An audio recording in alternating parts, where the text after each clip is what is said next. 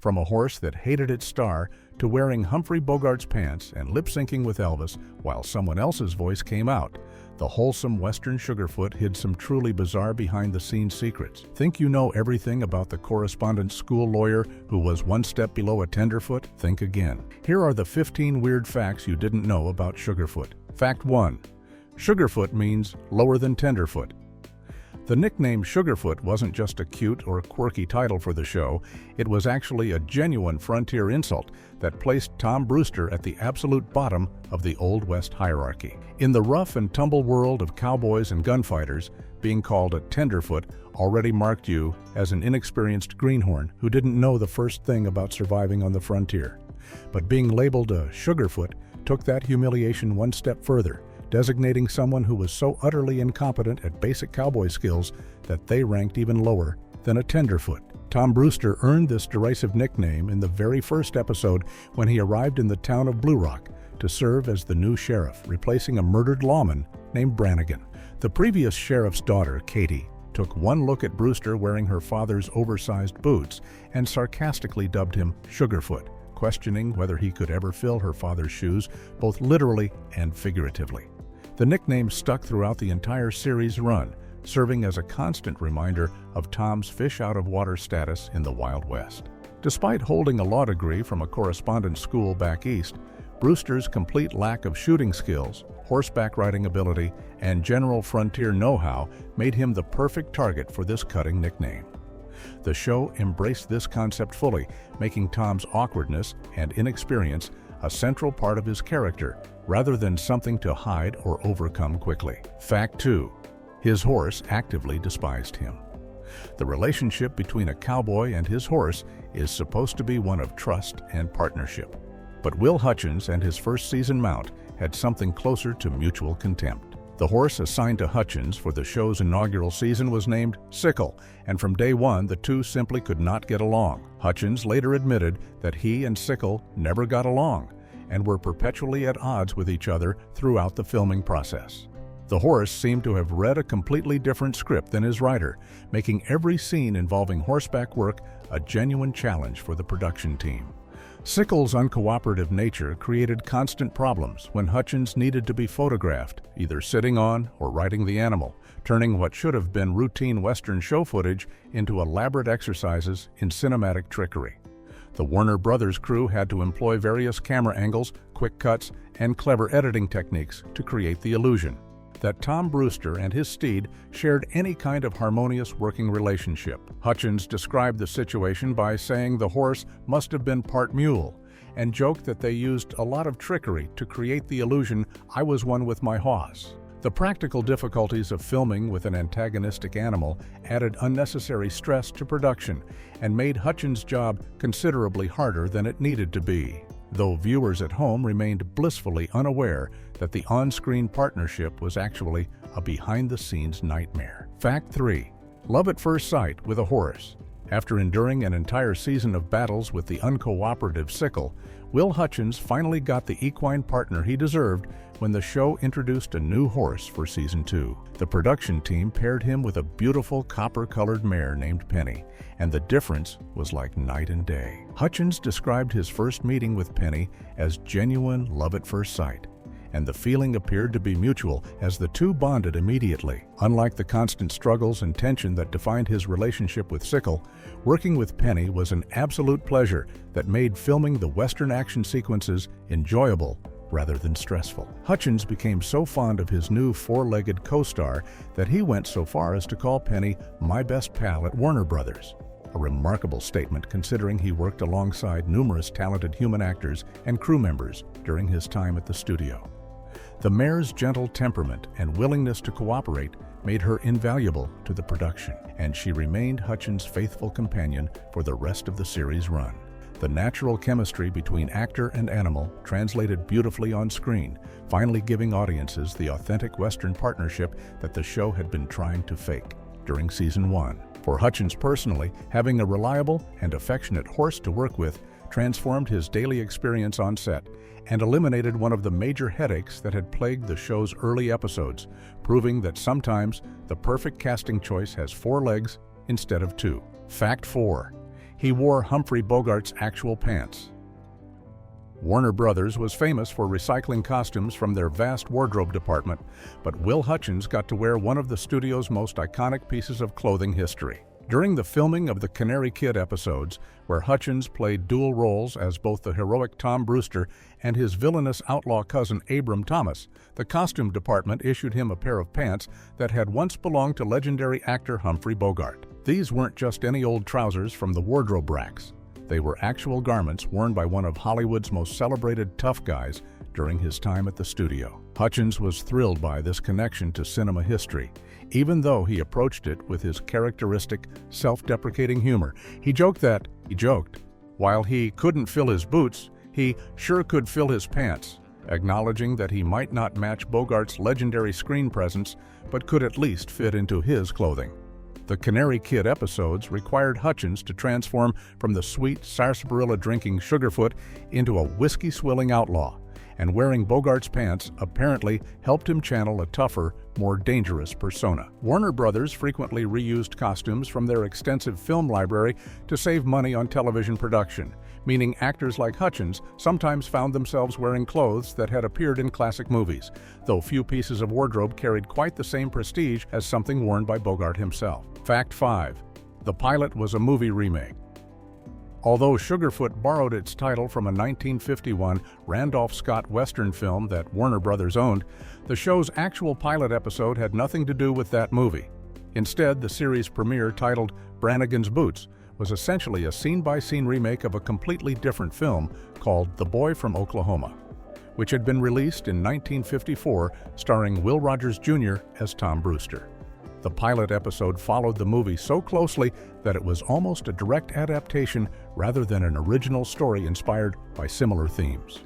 To emphasize just how faithful this remake was, two character actors from the original film, Sheb Wooley and Slim Pickens, were brought back to reprise their exact same roles in the television version, playing the identical characters they had portrayed 3 years earlier. In the original movie, Will Rogers Jr.'s version of Tom Brewster never carried firearms at all, preferring instead to defeat villains using his roping skills in the tradition of his famous father, Will Rogers Sr. However, the television pilot made a practical adjustment to this character trait, making Brewster reluctant to use guns, but capable and willing to do so when absolutely necessary.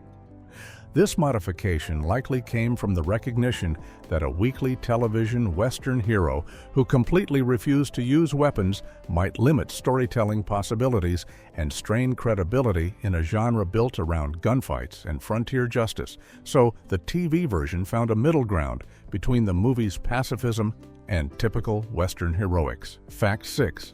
America's first comedy, Western. In the landscape of 1950s television, Westerns were typically serious affairs filled with hard-bitten lawmen, dangerous outlaws, and deadly shootouts played completely straight. Sugarfoot changed that formula by becoming the very first comedy Western series in American television history. The show premiered on September 17, 1957, introducing audiences to a lighter, more humorous take on frontier life that focused on the misadventures of an inexperienced Easterner fumbling his way through the Wild West. Just 5 days later, on September 22nd, the much more famous Maverick premiered with James Garner as a wisecracking gambler who also brought comedy to the Western genre. While Maverick would go on to achieve greater fame and cultural impact, Sugarfoot holds the historical distinction of beating it to the airwaves and establishing the comedy Western as a viable television format. The show's humor came primarily from Tom Brewster's consistent failure to live up to traditional cowboy standards despite his earnest efforts and good intentions. His terrible horseback riding, reluctance to draw his weapon, preference for legal solutions over gunfights, and his awkward social interactions in rough frontier towns all provided opportunities for gentle comedy that set Sugarfoot apart from the more violent and dramatic westerns dominating the airwaves. This pioneering approach to blending Western action with comedic elements helped pave the way for other shows to experiment with tone and demonstrated that not every cowboy hero needed to be a steely-eyed gunslinger to capture audience attention. Fact 7. He only appeared once a month. Modern television audiences expect their favorite shows to air new episodes weekly, but Sugarfoot operated under a completely different schedule that seems bizarre by today's standards. Rather than broadcasting every Tuesday night, the show rotated its time slot with other Warner Brothers Western series in what the network called a shared slot arrangement. During its first season, Sugarfoot alternated with Cheyenne, meaning each show would air one week and then sit out the next while its companion series took over. The second season expanded this rotation to include 3 shows, with Sugarfoot, Cheyenne, and Bronco all taking turns in the Tuesday night slot.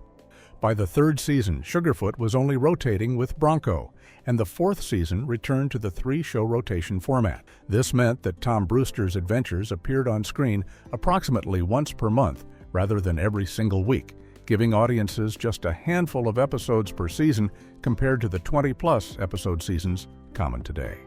The rotating schedule allowed Warner Brothers to maximize their production resources by spreading filming across multiple series and gave actors and crews recovery time between episodes.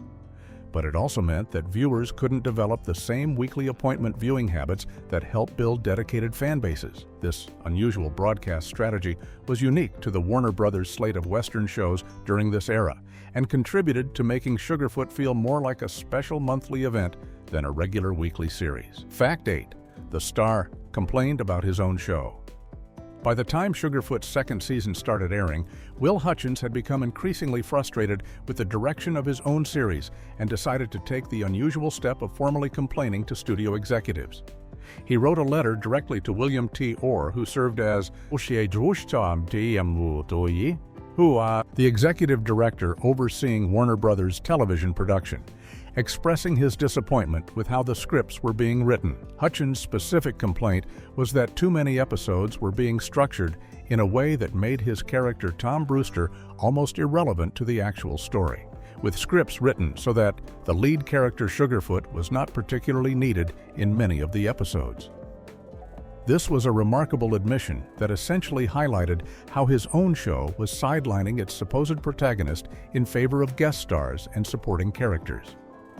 For an actor who was contractually obligated to carry the series and whose name appeared in the title, watching episode after episode where his character served as little more than a bystander to someone else's story must have been deeply frustrating both professionally and creatively.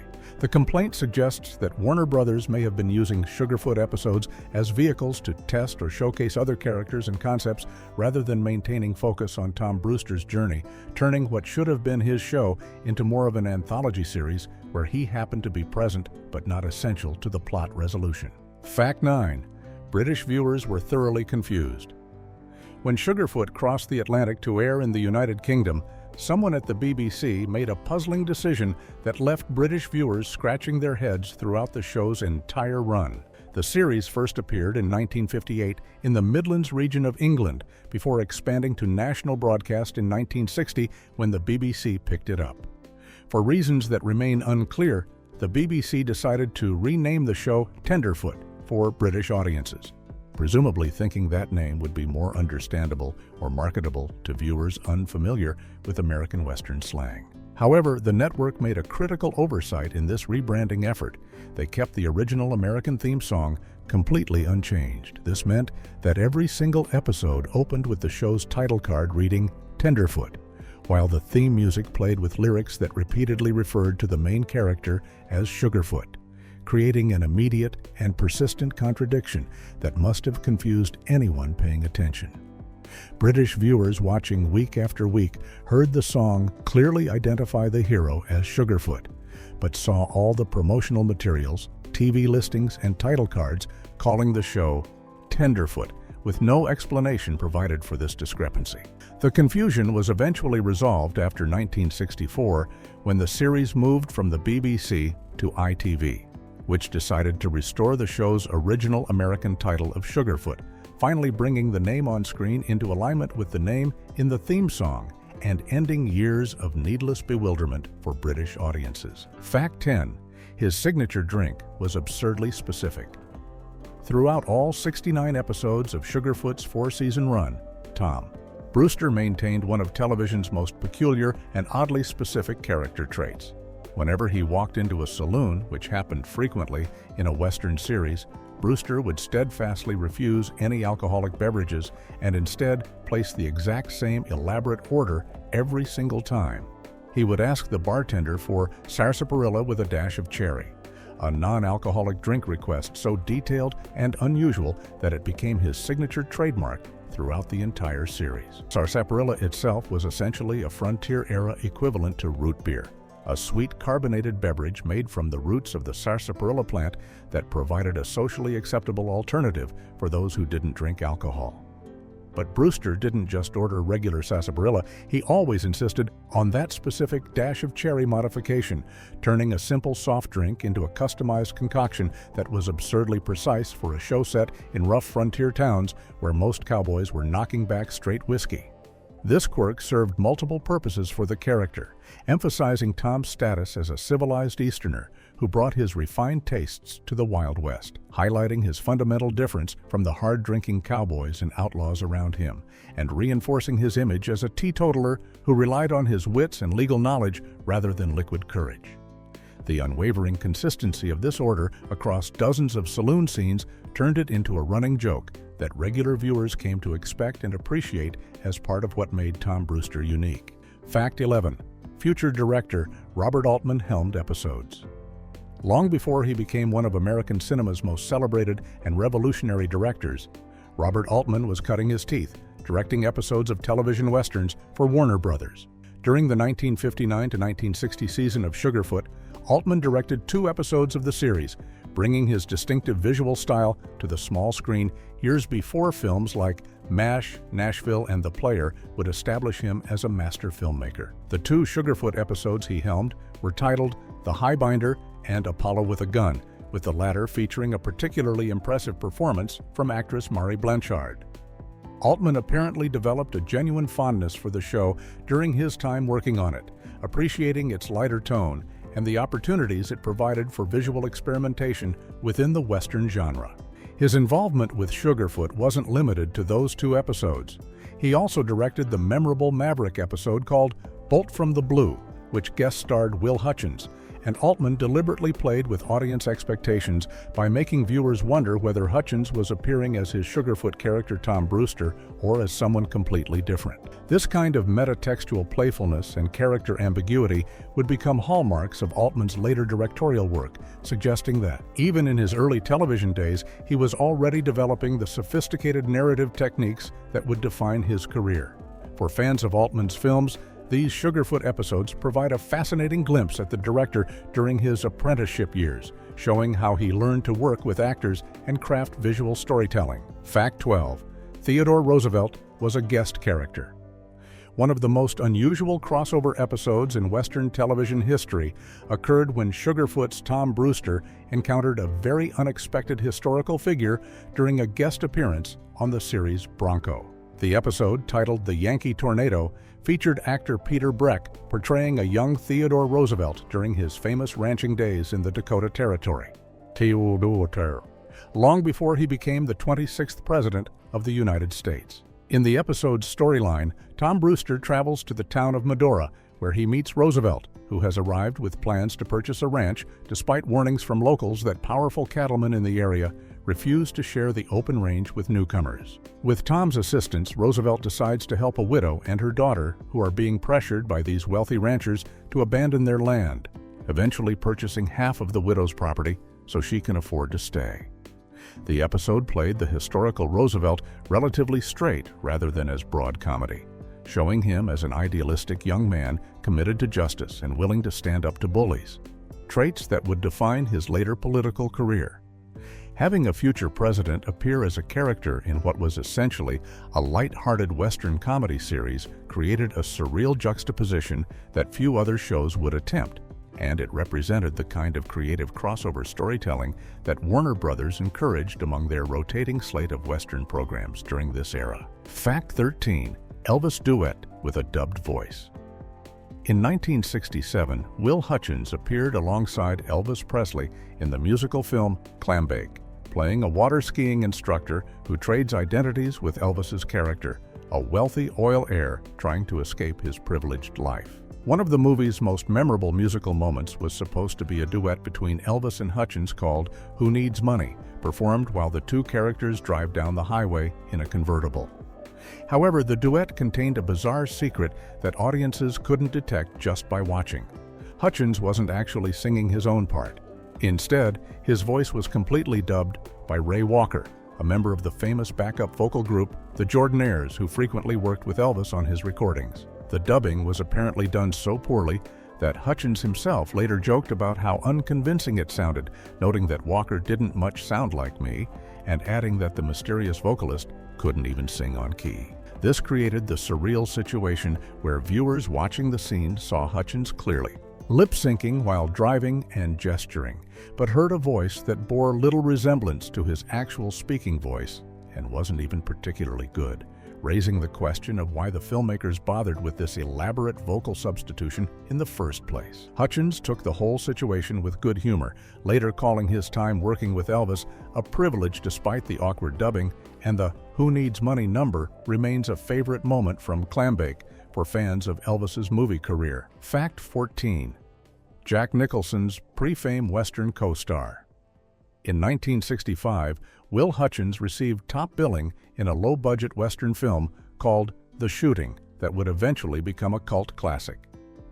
The movie was directed by Monte Hellman and produced by Roger Corman, filmed back-to-back with another Western called Ride in the Whirlwind over a 7-week period in the Utah desert near Kanab. Hutchins played a character named Coley, described as the dim-witted sidekick to Warren Oates' bounty hunter protagonist, with the cast rounded out by Millie Perkins and a then-unknown young actor named Jack Nicholson in the villain role. At the time of filming, Hutchins was the most famous person involved in the production, thanks to his 4 years starring on Sugarfoot, which had made him a recognizable face to television audiences across America. Nicholson, on the other hand, had appeared in only a handful of low-budget films and was years away from the breakthrough roles that would make him a Hollywood icon. Because of this disparity in their fame levels, Hutchins received top billing on The Shooting, despite Nicholson's role being equally important to the story. The film wasn't released in American theaters until 1968, by which time it had developed a following at European film festivals. And by the time it finally gained wider recognition in the 1970s, Nicholson had become a major star, while Hutchins' career had taken a different path, creating an ironic reversal of their original billing order. Fact 15. Arrested Development Tribute, decades later. Nearly 45 years after Sugarfoot aired its final episode on April 17, 1961, the beloved Western unexpectedly surfaced in one of the most unlikely places imaginable, the postmodern comedy series Arrested Development. In a 2005 episode of the show's second season titled Spring Breakout, the character played by actor Dick Van Patten makes a reference to Sugarfoot while reminiscing about old Hollywood, specifically mentioning that they used to film the Western series at a location called Shady Pines. This wasn't just a throwaway line. The show's producers went the extra mile by actually including the Sugarfoot theme song in the episode, allowing a whole new generation of viewers who had never heard of the 1950s Western to experience its distinctive opening music. The reference was particularly appropriate for Arrested Development, which was set in Southern California and frequently included jokes about the entertainment industry and Hollywood history. Making a callback to an obscure Warner Brothers Western from decades earlier fit perfectly with the show's sensibility. For longtime fans of Sugarfoot, hearing its theme song played on a 21st century comedy series represented a delightful acknowledgement that their favorite show hadn't been completely forgotten by television history, even if most modern viewers had no idea what Sugarfoot was or why anyone would name a character after a term meaning worse than a tenderfoot.